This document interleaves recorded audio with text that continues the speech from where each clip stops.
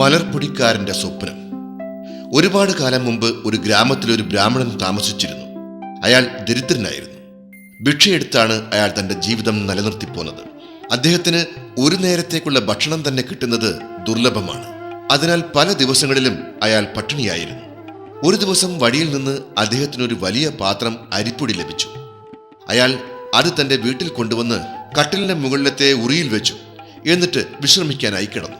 ആ മൺപാത്രം നോക്കി അദ്ദേഹം ചിന്തിച്ചു, ഞാൻ പെട്ടെന്ന് തന്നെ പണക്കാരനാവും, പിന്നെ എനിക്ക് ഭിക്ഷയടിക്കേണ്ടി വരില്ല. ബ്രാഹ്മണൻ തന്റെ കണ്ണുകൾ അടച്ചു. അയാൾ ദിവാസ്വപ്നത്തിൽ മുഴുകി. ഈ പാത്രത്തിലുള്ള അരിപ്പൊടി ഒരുപാട് നാളത്തെ ഭക്ഷണത്തിനുണ്ട്. പെട്ടെന്ന് അദ്ദേഹം തന്റെ ശിരസാട്ടി. എന്നിട്ട് ചിന്തിച്ചു, എന്തിന് ഭക്ഷിച്ചു തീർക്കണം? ഞാനിത് നല്ല വിലയ്ക്ക് വിൽക്കും. ഞാൻ അങ്ങാടിയിൽ പോകും. എന്നിട്ട് ഉറക്കെ വിളിച്ചു പറയും, വരുവിൻ വരുവിൻ, ഇതാ നല്ല അരിപ്പൊടി വിൽക്കാനുണ്ട്, വരുവിൻ വരുവിൻ. പെട്ടെന്ന് തന്നെ എന്റെ ചുറ്റും ആൾക്കാർ കൂടും. വരുവിൻ വരുവിൻ, അരിപ്പൊടി വിൽക്കാനുണ്ട്, വരുവിൻ.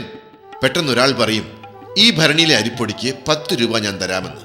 അപ്പോൾ മറ്റൊരാൾ പറയും, ഞാൻ 15 രൂപ തരാമെന്ന്. ഇത് കേട്ട ബ്രാഹ്മണൻ ഇതാണ് ഏറ്റവും നല്ല വിലയെന്ന് കരുതി ആ അരിപ്പൊടി 15 രൂപ തരാമെന്ന് പറഞ്ഞ അയാൾക്ക് വിൽക്കും.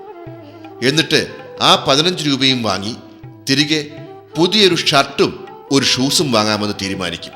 ഇല്ല, ഒരിക്കലുമില്ല, ഞാൻ ആ രൂപ പാഴാക്കില്ല. പകരം ഞാൻ 2 ആട്ടിൻകുട്ടികളെയാണ് വാങ്ങുക. ഞാൻ അവയ്ക്ക് ധാരാളം ഇലകളും പുല്ലും കൊടുക്കും. അത് വലുതാകുമ്പോൾ അവയ്ക്ക് കുഞ്ഞുങ്ങളുണ്ടാവും. കുറച്ച് ദിവസങ്ങൾക്കകം അത് വളർന്ന് വലുതാവും. അപ്പോൾ ഞാൻ അവയെ അങ്ങാടിയിലേക്ക് കൊണ്ടുപോകും. എന്നിട്ട് ഉറക്കെ വിളിച്ചു പറയും, ആടുകളെ വിൽക്കാനുണ്ട്, നല്ല ആരോഗ്യവും ഭംഗിയുള്ള ആടുകളെ വിൽക്കാനുണ്ട്, വരുവിൻ വരുവിൻ, വാങ്ങുവിൻ.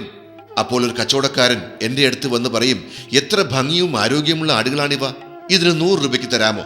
അങ്ങനെ കിട്ടിയ 100 രൂപ ഞാൻ എങ്ങനെ ചെലവാക്കും? ഒരു പുതിയ കട്ടിലും ഒരു പുതിയ ഫാഷനിലുള്ള കോട്ടും വാങ്ങിയാലോ? ഇല്ല, ഞാൻ ആ രൂപ പാഴാക്കില്ല. പകരം ഞാൻ 2 പശുക്കളെ വാങ്ങും. അവ വളർന്നു കഴിയുമ്പോൾ അവയ്ക്ക് കുട്ടികൾ ഉണ്ടാവും. അങ്ങനെ ആ പശു എനിക്ക് ധാരാളം പാല് തരും. എനിക്ക് ദിവസവും ഒരുപാട് പാലും നെയ്യും വെണ്ണയും എല്ലാം ആ പശുവിൽ നിന്ന് ലഭിക്കും. ഈ വെണ്ണയും പാലും നെയ്യുമെല്ലാം ഞാൻ കൊണ്ടുപോയി വിൽക്കും. എന്നിട്ട് ഒരു മിഠായി കട തുടങ്ങും. രസഗുള, ഗുലാബ് ജാം, പാൽഗോവ, അങ്ങനെ എല്ലാം വിൽക്കും. മധുരമുള്ള പലഹാരങ്ങളെക്കുറിച്ച് ഓർത്തപ്പോൾ ബ്രാഹ്മണന്റെ വായിൽ വെള്ളമൂറി. ഞാൻ ഉറക്കെ വിളിച്ചു പറയും, പലഹാരങ്ങൾ, മധുരപലഹാരങ്ങൾ, വരുവിൻ വരുവിൻ, വാങ്ങുവിൻ. അങ്ങനെ ചെറുപ്പക്കാരും കുട്ടികളും വയസ്സന്മാരും എല്ലാവരും എൻ്റെ കടയുടെ ചുറ്റിനും കൂടും. എൻ്റെ പലഹാരങ്ങൾ കണ്ട് എല്ലാവരുടെയും വായിൽ വെള്ളമൂറും. അങ്ങനെ പണക്കാരും സാധാരണക്കാരും എല്ലാവരും എൻ്റെ കടയിൽ വന്ന് പലഹാരങ്ങൾ വാങ്ങി കഴിക്കാൻ തുടങ്ങും. എനിക്കങ്ങനെ ഒരുപാട് പണം ലഭിക്കും. ഞാൻ പണക്കാരനാവും. ദിവസം പ്രതി എൻ്റെ സമ്പത്ത് വർദ്ധിക്കും. ഇത്രയധികം പണം കൊണ്ട് ഞാൻ എന്തു ചെയ്യും? ഒരു ആനയെ വാങ്ങിയാലോ? ഒരു അമ്പലം പണി കഴിപ്പിച്ചാലോ? ഇല്ല, ഞാൻ ഒരുപാട് പുതിയ ഫാഷനിലുള്ള സ്വർണ്ണാഭരണങ്ങളും രത്നാഭരണങ്ങളും വാങ്ങും. എന്നിട്ട് അതെല്ലാം എടുത്ത് ഞാൻ രാജാവിനെ കാണാൻ ദർബാറിലേക്കും. എന്നിട്ട് വിനയത്തോടെ രാജാവിനോട് പറയും, മഹാരാജൻ, ദയവായി ഞാൻ കൊണ്ടുവന്ന സ്വർണ്ണാഭരണങ്ങളും വൈരമാലകളും നോക്കൂ. ഇതെല്ലാം ഞാൻ അങ്ങയ്ക്ക് നൽകാൻ വേണ്ടി വന്നതാണ് പ്രഭു.